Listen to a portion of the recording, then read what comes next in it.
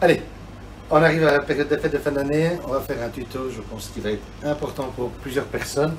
On va parler un peu des coquillages. Donc ici, on a des bigorneaux, on a des palourdes, amandes de mer et des clams. Les clams, comme vous voyez ici, ce sont des moyens. Vous pouvez avoir beaucoup plus gros. Nous, on prépare notre soirée plateau de fruits de mer. Les bigorneaux, c'est très simple. Vous mettez vos bigorneaux, prenez une poignée de gros sel, de l'eau froide à hauteur des bigorneaux. Le temps de cuisson, là tu peux me regarder le temps de cuisson de Max qui filme, Max c'est notre étudiant, ça dit, le temps de cuisson est extrêmement important. Départ eau froide, à l'ébullition, je mets les bigorneaux, hauteur plus 1 cm. À l'ébullition, 2 minutes 45. Je coupe, j'égoutte pour ne pas qu'il continue à cuire et je les débarrasse. On garde toujours le jus de cuisson pour si on va faire des sauces. Autre chose, pour les coquillages, tu peux revenir sur moi. Souvent on dit les coquillages, oui c'est bon, c'est sympa, mais il y a du sable. Alors, quels que soient vos coquillages, ici ils sont prêts à cuire donc ils ont été débarrassés. Autrement, dans des éviers, dans des grandes quantités d'eau froide, vous laissez votre coquillage bien trempé, 1 heure. Vous retirez l'eau, vous les rincez.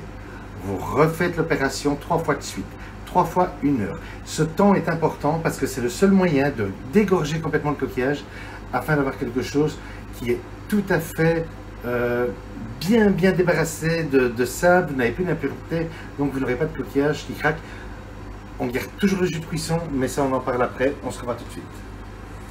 Alors, on va commencer nous par la cuisson des palourdes. Palourdes pour les cumonières. Moi, j'ai la vieille casserole de ma grand-mère. Voilà, toujours des souvenirs de famille, c'est ma casserole à coquillage. Beurre de ferme, toujours. Je vais assaisonner dans mon beurre directement. Hop, j'y vais. Du poivre, toujours du gros sel le matin.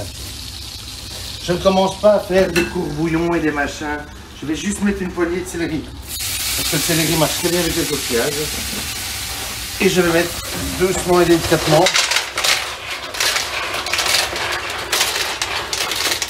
Et je vais les cuire en plusieurs fois. Ça ne sert à rien de faire. Je vais. Je ne vais pas les secouer. On n'est pas là pour secouer les casseroles. Plus vous allez secouer, plus le coquillage risque de se détacher et vous avez des coquilles vides. Donc on fait par petites quantités. Quand la coquille est ouverte, hop, je débarrasse. Dans un bac, je filtre mon jus. Je garde mon jus de coquillage. Important, on ne jette pas un jus de coquillage. Et je renouvelle l'opération au fur et à mesure.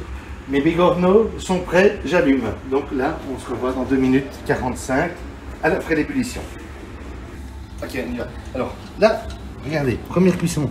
On voit quoi? On voit qu'on a un coquillage qui n'est pas sec, on n'est pas asséché, il est resté moelleux. Et ils ont juste vraiment, il n'y a pas de sable. Hein. Vous pouvez les regarder. Voilà, ils sont vraiment un goût de vin. Très bon. Alors, regarde ici. Donc, je les laisse gentiment. Hein. On voit, ils sont vraiment en train de s'ouvrir. Je n'ai pas un problème de surcuisson ni rien. Je ne vais pas commencer à les secouer pendant des heures. À la limite, hop. Je garde mon coquillage. Et alors, je vous assure que ce petit bouillon qui est en train de se former. Voilà. Donc, pour les coquillages, c'est bon, de toute façon, si vous avez des questions, ben venez à la soirée plateau fruits de mer.